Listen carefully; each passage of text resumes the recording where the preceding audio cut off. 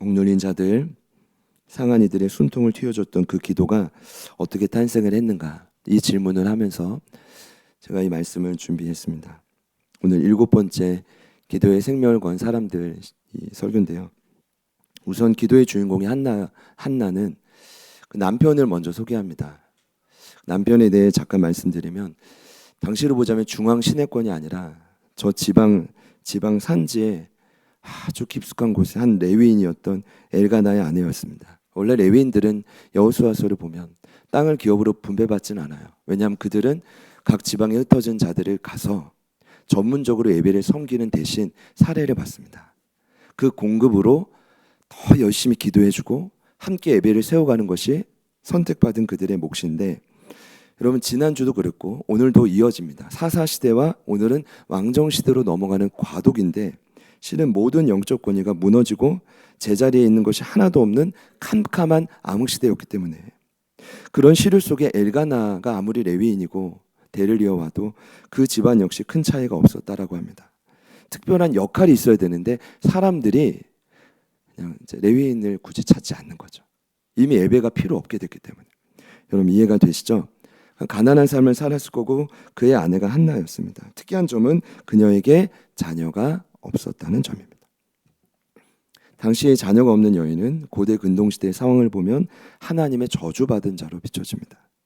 가뜩이나 엘가나에게는 왜 이랬는지 모르겠어요. 진짜. 한나를 사랑한다고 하면서, 왜냐하면 아내가 둘입니다. 한나가 아닌 또 다른 아내 이름 분인나가 있었는데 그녀에게는 자식이 또 여럿 있었다고 봅니다. 읽지 않았지만 1장 4절을 보면 분인나와 그의 모든 자녀라고 합니다. 그러니까 복수기 때문에 한 사람이 아니라 여러 명일 거라고 추측하는데, 그런데 그 분인나가 틈만 나면 한나에게 자녀가 없다는 이유로, 제가 나중에 말씀드릴게요. 이 엘가나가 센스가 없어서 한나를 사랑하는 건 이해가 되는데 분인나가 보는 데서 자꾸 더 주니까, 마음을 표현하니까 분인나가 가만히 있겠어요? 저 같아도 드라마를 찍습니다. 이거는 충분히 이해가 되는 장면입니다. 한나를 격분케 하며 괴롭히기 시작했다. 인간이 사회적 동물인데 어찌 그냥 넘어갑니까? 1장 6절을 보시면 말씀 있죠? 그의 적수인 분인나가 그를 심히 격분하게 하여 괴롭게 하더라. 격분이라는 뜻은 화를 불러일으키다라는 뜻입니다. 제가 이제 여러분께 이제 이런 관계가 아니어도 실은 여러분 주변에 여러분을 격분케 하는 분들이 있을 겁니다. 그렇죠? 없나요? 여러분의 적수가 없습니까? 그렇게 행복하신가요? 그러면 너무 땡큐입니다. 근데 이 분인나가 제가 봐도 가만히 있지 못하죠. 적수가 돼서 돌변해가지고 7절에도 또 나와요. 남편이 그같이 하며 분인나가 그를 격분시키므로. 반복되어 나왔다는 건 굉장한 적수였다는 겁니다. 근데 제가 지금 이 시기가 언제라고 말씀드렸죠?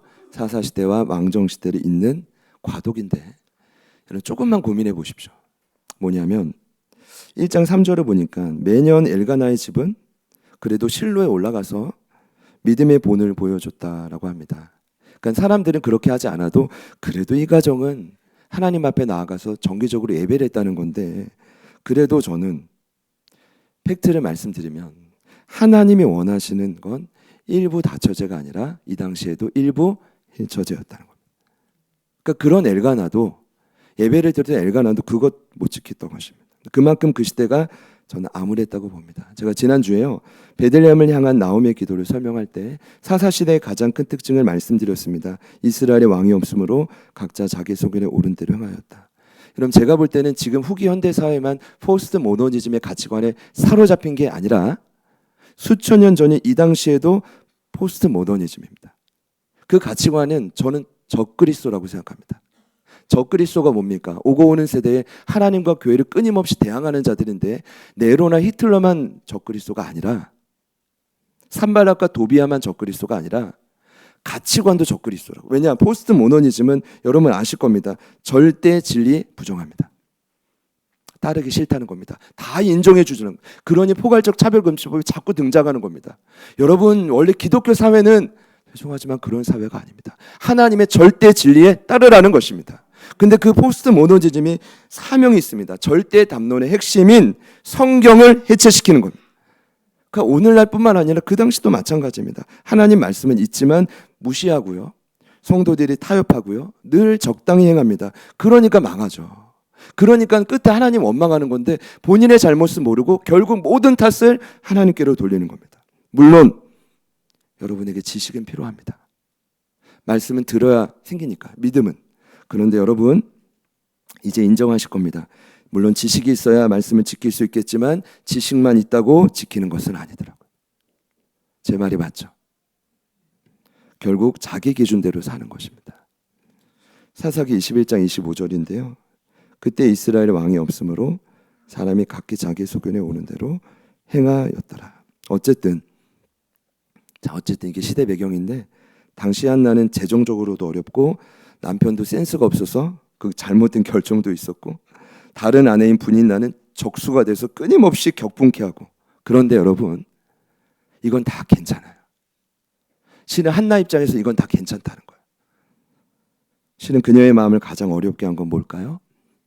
자녀가 없다는 것입니다.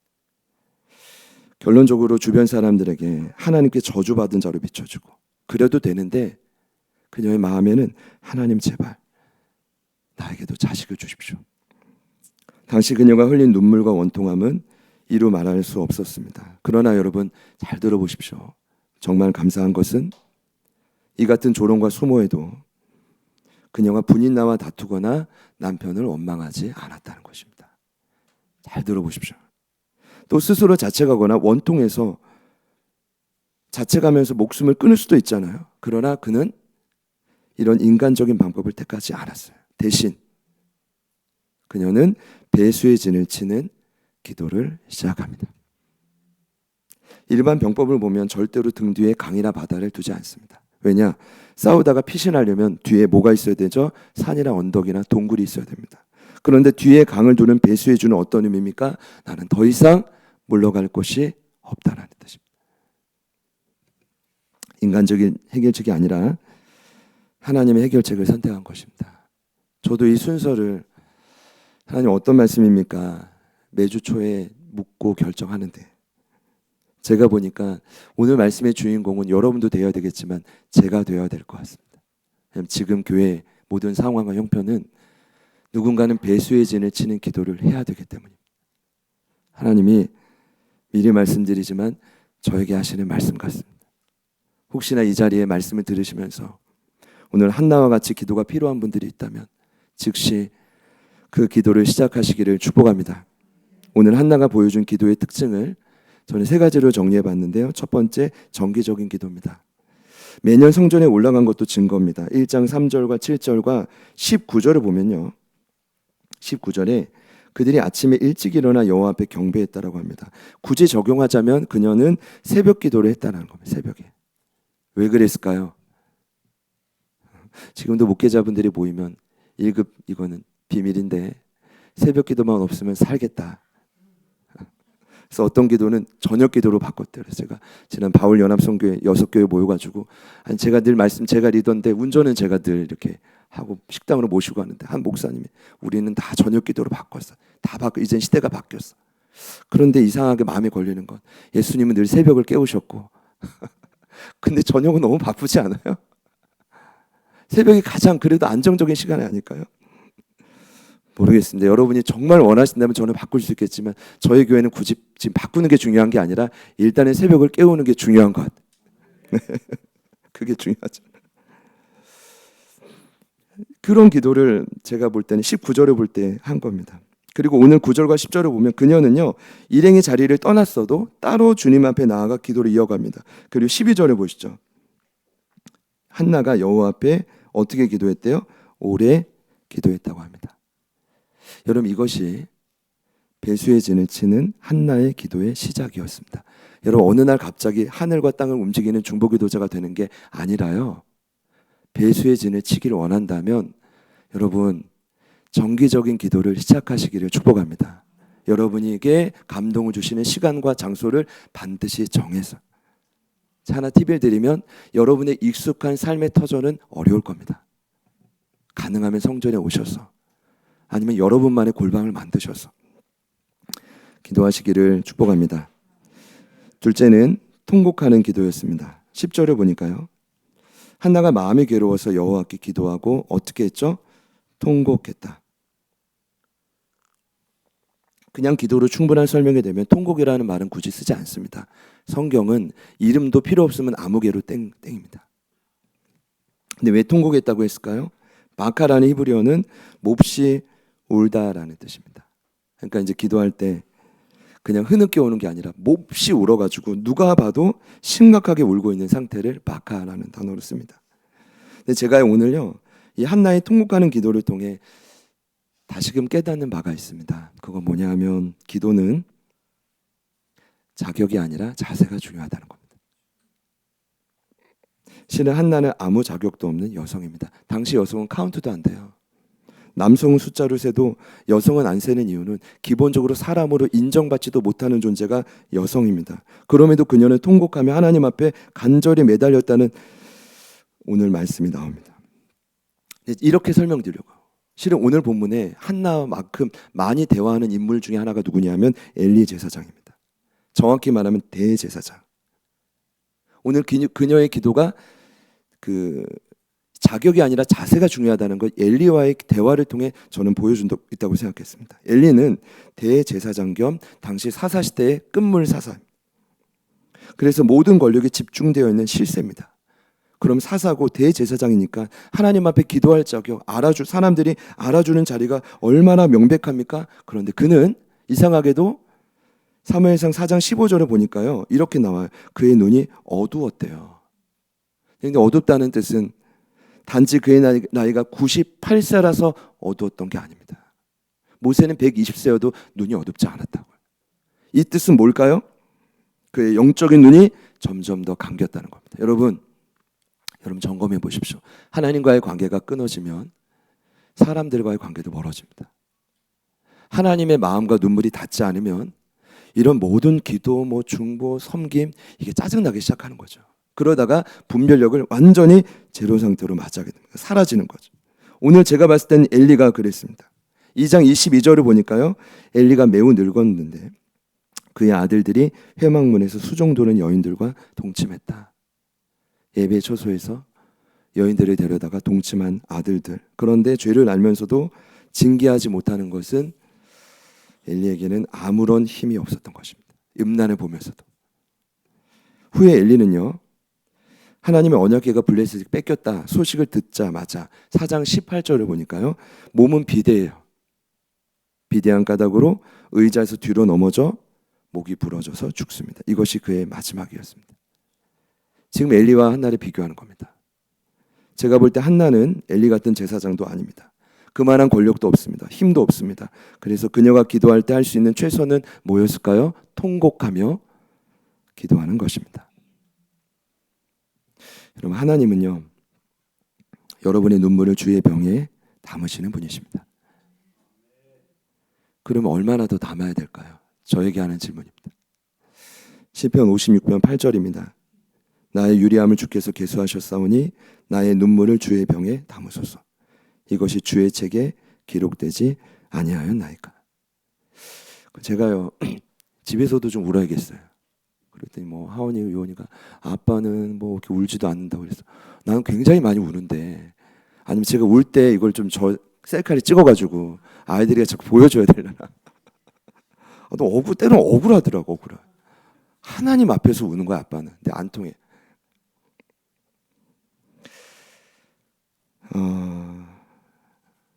한나는요, 오늘 더 이상 흘릴 눈물이 없을 때까지 기도를 이어간 겁니다. 증거가 어딨냐면 13절을 보시면 한나가 속으로 말하면 입술만 움직였다. 왜일까요? 정말 엘리가 볼 때 취해서 그런 겁니까? 아니죠. 제가 볼 땐 울어서 더 이상 눈물이 짜내도 나오지가 않는 것입니다. 속이 타들어가며 기도하는 것이죠. 이런 생각이 들었습니다. 저도 어릴 적에 진심으로 억울하고 갖고 싶은 장난감이 있어서 저는 밤새 울었던 기억이 납니다. 예전에 한 번가 제가 어머니에게 이 말씀 드렸더니 다행히도 어머님이 잊어주시더니 기억을 못 하셔가지고, 제가 장충동에 살 때 한번 마트를 지나가다 너무 좋은 장난감이 있는데 그걸 너무 갖고 싶은데 못 갖는 현실이 너무 억울한 거예요. 밤새 울었어요. 그거는 여러분 찐 울음이었습니다. 근데 이제 양육을 하다 보면 왜 아이들이 가끔 가짜 울음도 있잖아요. 자기 욕심이나 자기 생각 때문에. 그러면요, 별 반응 안 하면 금세 다른 행동으로 옮겨요. 근데 진짜 울음은 저는 지칠 때까지 한다고 생각합니다. 이 말씀 드린 이유는 하나님이 제게 그걸 원하시는 것 같아요. 형아나, 어떤 너의 이 위치나 사명을 떠나서 이제 한번 진짜 울어보지 않겠니? 근데 그 진짜 울음이 주의 병에 다 닿으면 뭔가 하나님이 일하실 것 같은 느낌 아닌 느낌. 할렐루야. 혹시 이 자리에 이제까지 기도하면서 적당히 그냥 해보는 기도만 하셨던 분이 있습니까? 하나님이 여러분들에게 어쩌면 이 시간을 통해 절대절명의 기도, 진짜 눈물의 기도를 원하실 것입니다. 통곡의 기도를 이제는 올려드리길 원하신다는 거죠. 이 기도를 해야겠다고 느끼시는 분들이 있다면요, 그 기도를 실행하시기를 축복합니다. 마지막 세 번째는 그녀는 응답의 대상을 분명히 아는 기도입니다. 한나는요, 자녀를 허락하시는 분이 생명의 주관자인 하나님 한 분밖에 없음을 알았습니다. 1장 5절과 6절을 보니까요, 분명히 나와 있어요. 한나에게 갑절을 주니 이는 그를 사랑함이라. 그러나 여호와께서 그에게 임신하지 못하게 하셨다. 누가 못하게 했어요? 여호와죠. 6절에도요, 여호와께서 그에게 임신하지 못하게 했다. 한나는 알았을 겁니다. 그렇기 때문에 그녀는 여호와가 허락하지 않으면 임신할 수 없다는 것을 알았기 때문에, 이 말이 뭐예요? 결국 여호와만이, 하나님만이 답이라는 사실을 그녀는 믿었던 것입니다. 이게 세 번째 특징인데요. 그래서 10절과 11절을 보니까 한나가 마음이 괴로워서 누구에게 기도합니까? 여호와께 기도합니다. 17절에요. 참 엘리가 옳은 말합니다. 저는 아무리 엘리가 타락해도 이것만큼은 알았다고 생각합니다. 그게 뭐냐? 응답하시는 분이 누구신가? 엘리가 대답하여 이르되 17절이요. 평안히 가라. 이스라엘 하나님이 내가 기도하여 구한 것을 허락하시기를 원하노라. 그러니까 엘리가 아무리 무뎌지고 부족하고 만신창이가 돼도 그 엘리도 확신하는 게 있어요. 그건 뭡니까? 우리의 기도에 응답하시는 분은 세상이 아니라, 사람이 아니라 전능하신 하나님이시다. 지난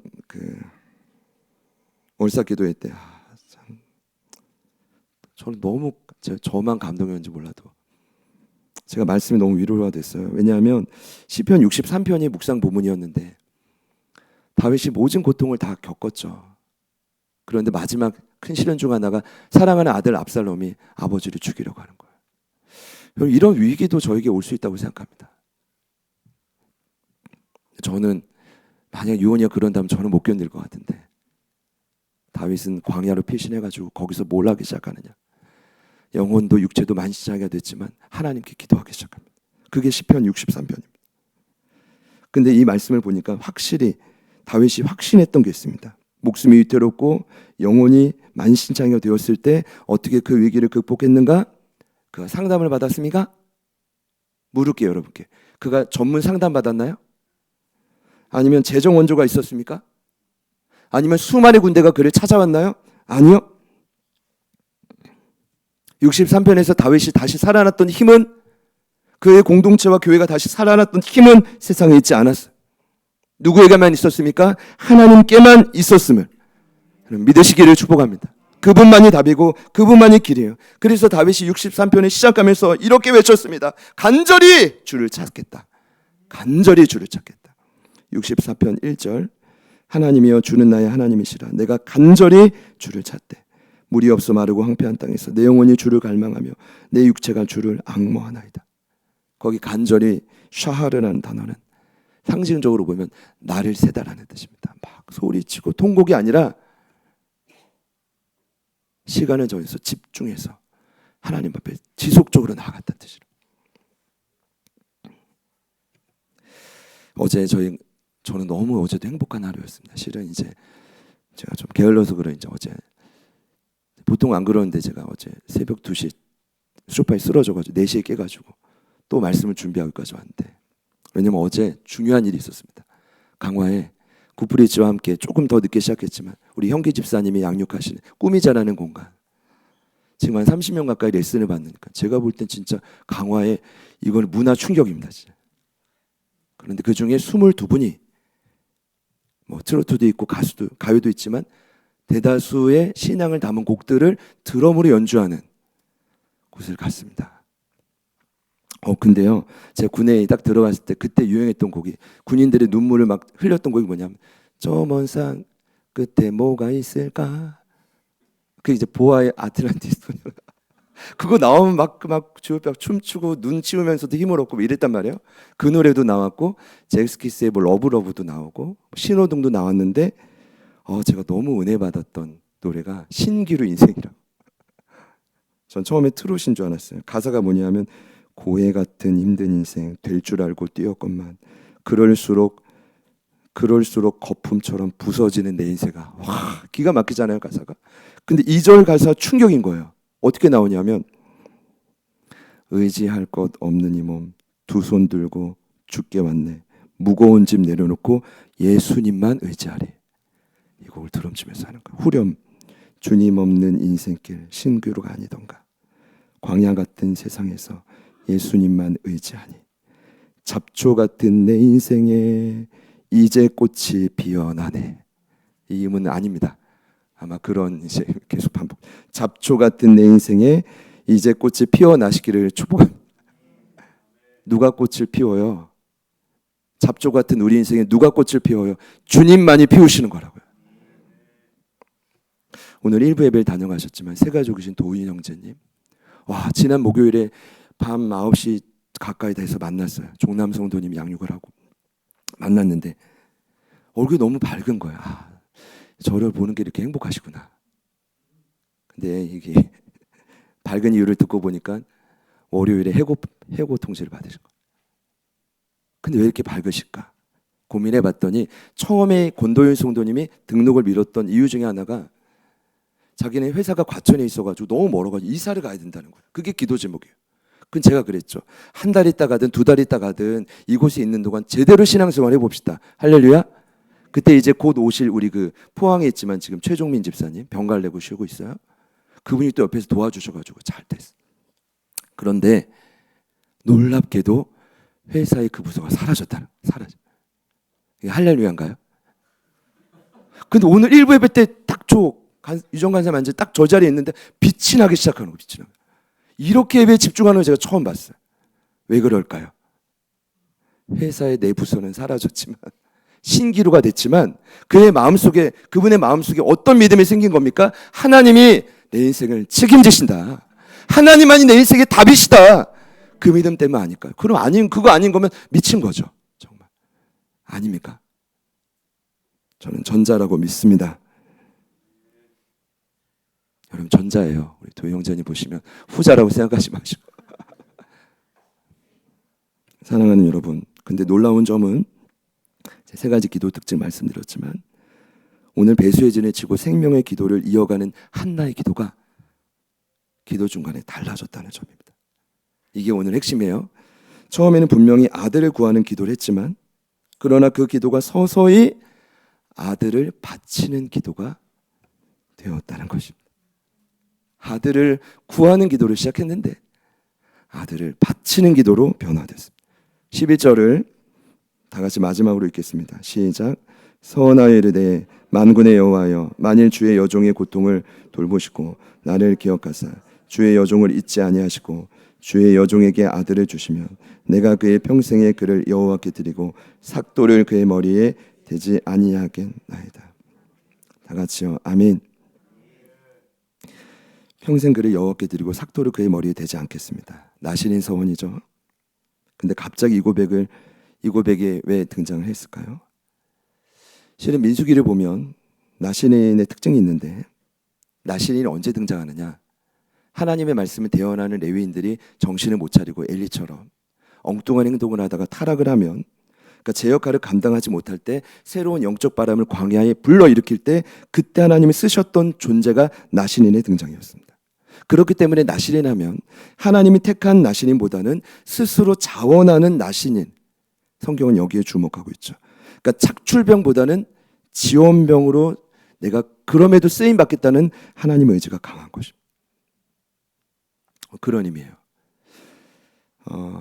2025년 한국교회 트렌드, 새로운 용어들이 언제까지 나올지 궁금해서 봤는데 역시나 이번에도 좋은 내용들이 많습니다. 제가 지난 금요일에 말씀드렸지만 10가지 키워드 중에 여러분 한 가지 중 뭐였냐면 바로 멘탈 케어. 더 이상 교회는 성도들의 정신질환을 고치지 못하면 성도들은 이 땅을 버틸 수가 없습니다. 그래서 전문가를 데려다가 막 해야 된다고 말하지만 저는 금요일에 명확히 말씀드렸죠. 아무리 전문가가 와도 하나님을 만나지 못하면 정신질환은 고쳐지지가 않아요. 왜냐하면 하나님과의 관계가 끊어져서 자신감이 사라졌기 때문에 사람들과의 관계도 막히는 거거든요. 그럼 그러다가 쓰러지는 거예요. 사명이 웬 말입니까? 그러다가 지치는 거죠. 근데 한 가지 더 말씀드리면 새로운 용어가 나왔는데 바로 포텐셜 레이어티입니다. 레이어티는 뭐냐면 평신도, 포텐셜은 잠재력 있는 평신도. 오늘로 굳이 보자면 하나님께 자원하는 나실인들. 여러분 저희 교회에 그런 포텐셜 레이어티가 많이 나오기를 축복합니다. 왜냐? 딱 보니까 김경환 목사님이 역할을 제대로 감당하지 못한다. 좋아요. 그럼 여러분이 감당하시기를 축복합니다. 나실인의 흐름이 이렇다고요. 많이 나오셔야 돼요. 저도 흔들어 주시고 새로운 바람 일으켜 주시고. 원래 새로운 바람은 기존의 목회자를 통해 잘 안 나타나요. 이게 기독교 2000년 역사의 갱신의 역사가 그렇습니다. 주로 외부에서부터 바람이 불어오죠. 여러분이 그 바람이 되시기를 축복합니다. 근데 이것은 새로운 게 아니에요. 예수님이 평범한 12명의 유대인을 통해서 세계를 뒤집었잖아요. 그들도 다 평신도였다. 느헤미야도 평신도였다고. 오늘 한나도 평신도였죠. 맞죠, 여러분? 제가 목회자 평신도 가르려는 게 아니라 정말 저희들 안에 그와 같은 잠재력을 가진 분들이 많기 때문에 헌신된 나신인들이 나오기를 축복합니다. 아마 기도를 하다가 제가 볼 때는 오늘 한나의 기도도 마찬가지 흐름이었을 것 같습니다. 누군가가 강요한 게 아니라 자발적으로 서운한 겁니다. 왜냐? 지금 살아가는 시대가 사사시대의 끝자락에 더 이상 이 악한 시대를 두고 볼 수가 없는 겁니다. 그래서 사사시대를 매듭짓는 회복이 반드시 필요하다는 것을 기도 가운데 깨닫는 거죠. 그럼 그 회복을 위해 필요한 건 무엇일까요? 하나님의 사람입니다. 왜냐하면 하나님은 언제나 사람을 통해 일하시니까요. 그 사람의 등장이 필요하다는 하나님의 간절한 마음이 한나의 기도 가운데 닿았던 것입니다. 그래서 그녀는 자신의 소중한 아들을, 왜 소중한지는 아시죠? 하나님께 바치기 시작한 겁니다. 어떻게 가능했습니까? 여러분 이게 굉장히 중요합니다. 개인의 아픔으로 시작된 기도에 하나님이 성령을 통해 슬며시 그분의 비전을 불어넣어 주신 것입니다. 원래 이렇게 하나님의 사람이 됩니다. 개인의 아픔과 문제 때문에 기도하지만 슬며시 하나님의 비전이 다가옵니다. 그때 여러분 두려워하지 마시고 순종하시기를 축복합니다. 굉장히 중요한 건 시작은 개인의 슬픔을 위한 기도였지만 이 과정 속에 그녀의 기도가 시대를 살리는 기도로 변화가 되었다는 것입니다. 저희는 월삭 기도회 때 다음 세대를 위해 안수하는 이게 좋은 전례가 있죠. 그런데요, 언젠가부터 많은 청년 장년분들이 이 앞자리에 용기를 내서 나오시더라고요. 제가 너무 감사해요. 그런데 지난 월삭 기도회 때 늘 원래는 제가 여기서 안수기도 끝나면 찾아가서 기도하는 한 청년이 있습니다. 지금 유초등부를 섬기는 시력이 점점 더 안 좋아져 가는 성원 청년입니다. 그날따라 우리 성원 청년이 앞자리에 나왔다고요. 대화는 더 못했지만 하나님 앞에 너무나 마음이 울컥했어요. 기도하는데 예전엔 늘 그랬습니다. 어린아이들인 청장년이든 아픔을 위해서 집중해서 기도했는데 어느 순간부터 저희 기도가 어디에 포커스를 맞추기 시작했냐면 더 이상 아픔과 슬픔에 묶여있는 게 아니라 사명을 위해 기도해야겠다는 감동을 주시기 시작했다는 거예요.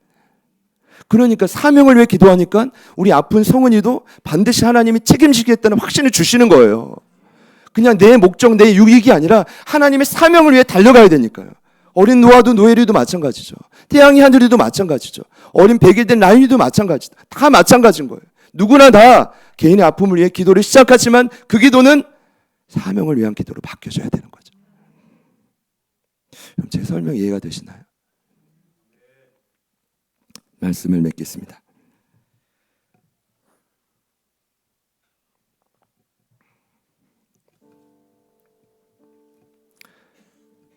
기억하셔야 될 것이 있다면 오늘 한나의 고통에는 정확한 이유가 있었던 것입니다.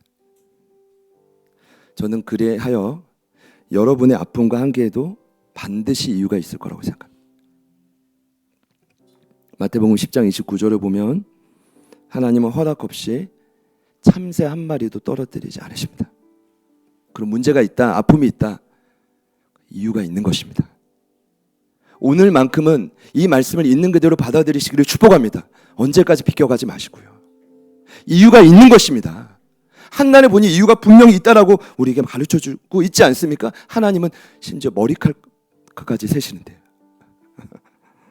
무정부 시대, 아무것도 제자리가 없던 혼란의 시대, 시대를 깨우는 걸출한 리더가 없는 시대, 오늘 하나님은 한나의 생명을 건 기도를 통해 새해를 시작하셨습니다. 한 여인의 통곡이 하나님 만나니까 위대한 비전으로 바뀌는 것입니다. 여러분의 슬픔이 하나님의 마음이 닿으면, 하나님의 손길이 닿으면 그때부터 기적이 일어나기 시작하는 것입니다. 언제까지 우리 미룰 수 없습니다. 저는 이번 주에 고민해 봅니다. 앞에 이불을 깔아야 되나, 퍼포먼스를 어떻게 해야 되나. 아니, 보이기 위함이 아니라 뭔가 하나님 앞에 배수의 진을 차고, 제가 여기에 뭐 눈물을 담을 수는 없지만 하나님 앞에 얼마나 울어야 될지 고민하고 있습니다. 왜냐하면 배수의 진을 치지 않으면 저 때문에 여러분들의 삶이 막힐까 봐요. 저는 그게 가장 두렵습니다. 하나님은 저를 부족하지만 믿고 소중한 가족들을 보내셨는데 이 목회자의 믿음이 엘리와 같아서 연약해서 비대해져서 살꿀무늬만 하다가 그렇게 쓰러져 버리면 우린 다 죽는 거잖아요. 저를 위해서도 기도해 주시고, 여러분 지금 눈에 보일 겁니다. 힘들어하는 성도분들을 위해서 기도해 주십시오. 배수의 진을 치고 정기적인 기도를 시작하십시오. 그럼 어느 순간 하나님이 정확하게 통곡하는 마음을 부어주실 것입니다. 그러면 그때 와, 나의 아픔을 위해 기도했지만 그 기도가 사명의 기도로 바뀌는 거죠. 배수의 진을 치실 수 있기를 축복합니다. 같이 찬양할 텐데요. 그 찬양 중에 한나의 노래라는 찬양이 있더라고요. 그래서 처음 들으시는 분도 계시겠지만 가사를 생각하면서 우리의 마음을 담아서 함께 고백해봤으면 좋겠습니다.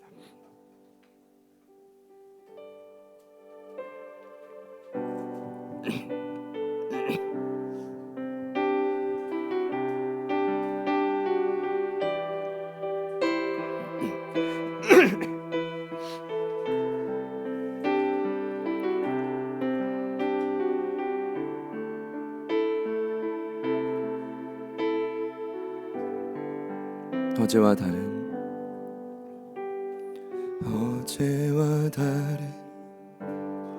괴로움과 슬픔,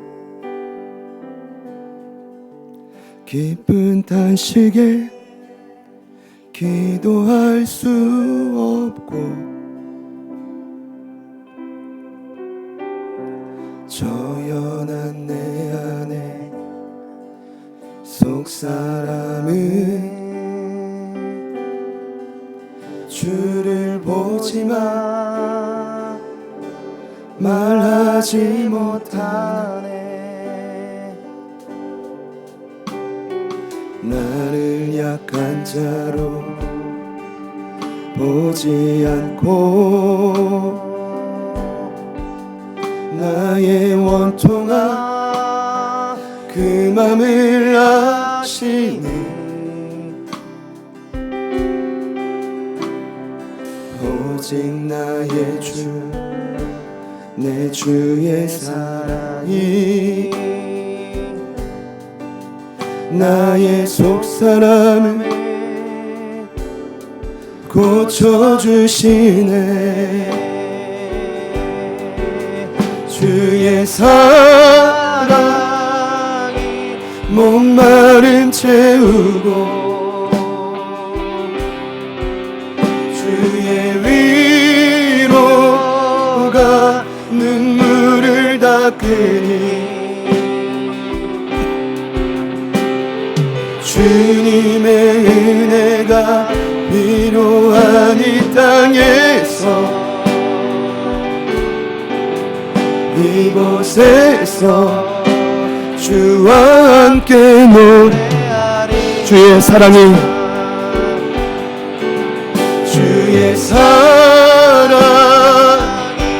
목마름 채우고 주의 위로가 눈물을 닦으니 주님의 은혜가 필요한 이 땅에서 이곳에서 주와 함께 결단하는 마음으로 한 번 더 고백합시다. 주의 사랑이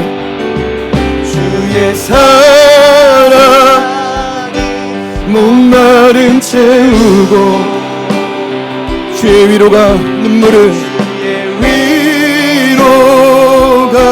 눈물을 닦으니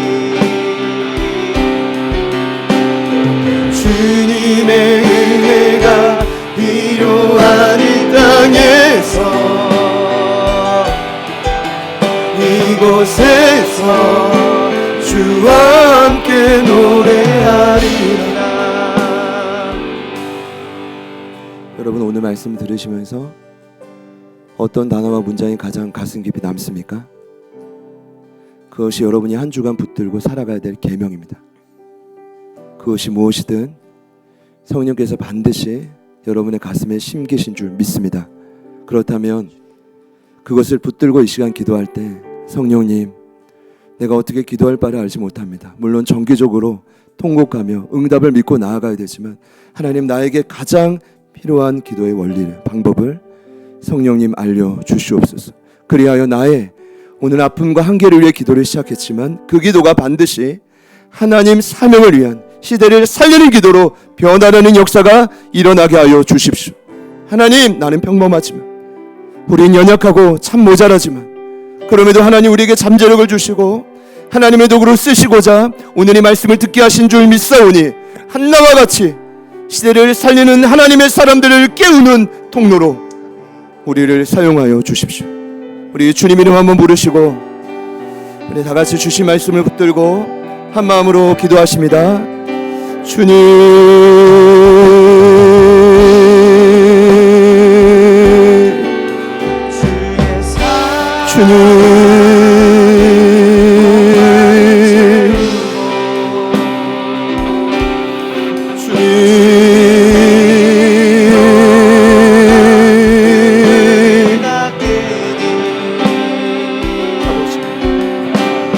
아버지,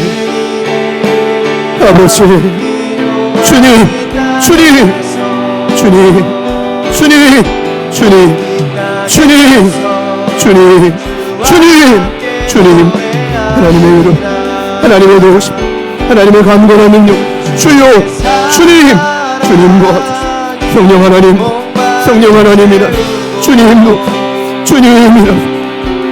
도와주시오. 주님이라여 주십시오.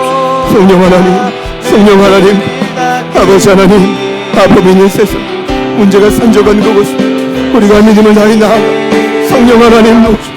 성령 하나님 역사하시오. 아버지 하나님 도와주시오. 아버지 하나님이라여 주시오. 아버지 하나님 도와주시오.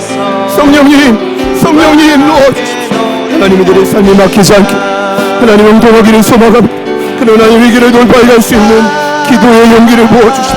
기도의 마음을 부어주십시오. 하나님을 찾는 자로서 옮기어서 하나님 다시 한번 일어설 수 있도록 하나님의 위기를 돌파하시옵소서. 주여 도와주시오. 주님 도와주시오. 주님이라여 주시오. 하나님 아버지, 성령 하나님, 아버지 하나님, 주님 도우소서. 주님이라서 주여 도우소서. 주님이라서 아버지 하나님, 주와 함께 노래하리. 주의 사랑이, 주의 사랑 목마름 채우고 주의 위로가 눈물을 닦으니 주님의 위로가 필요한 이 땅에서 그곳에서 주와 함께 노래하리라.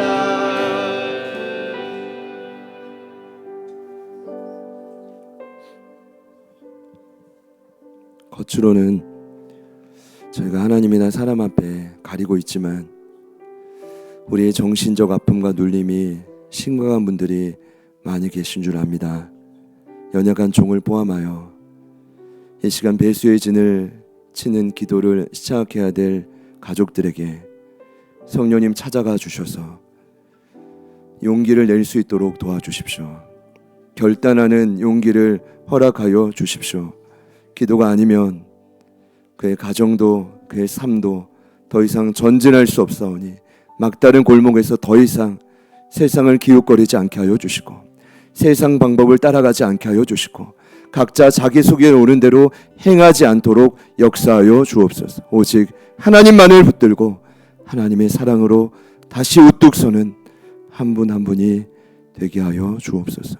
존경하는 두 분의 선교사님, 맡겨주신 귀한 나라인 케냐와 또 페루 위에 하나님 더욱 위대한 열매가 있게 될 터이지만 부디 하나님 존경하는 선교사님들을 통하여 탁월한 현지인 사역자 제자들이 일어서게 하여 주옵소서. 12명을 통해 온 세계가 복음으로 뒤집어졌던 것처럼 우리의 간절한 기도와 소망이 존경하는 한 분 한 분을 통해 열방 끝까지 이루어지게 될 줄 믿습니다. 오늘 이렇게 오시니 우리가 더욱 힘을 내어 사명 감당하기 위함임을 압니다. 정신을 차리고 근신하여 주의 뜻을 이뤄가는 저희가 되게 하여 주십시오. 이제 곧 소그룹 이후에는 아픔이 있는 삶의 자리로 돌아갑니다.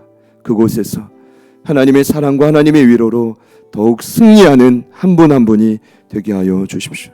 이제는 우리 구주 예수 그리스도의 은혜와 하나님 아버지의 변함없는 신실하신 사랑하심과 성령님의 내주 충만 교통 위로하심의 역사가 한나의 기도를 삶에 장착하여 하나님의 위대한 응답을 체험하기를 반드시 원하는 이부 예배에 참여하신 모든 예배자들 머리 위에 그리고 맡겨주신 모든 삶의 터전 위에 그리고 우리를 통해 반드시 주를 알고 주께 회심하고 돌아올 이 땅의 수많은 아파하는 영혼들 삶의 터전 위에 그리고 이제 100일이 된 우리 라윤이부터 그리고 더 나아가 우리 강술래 권사님까지 흩어져 있는 온 교우들 삶의 지경 위에 지금부터 영원토록 함께 하시기를 간절히 축원하옵나이다.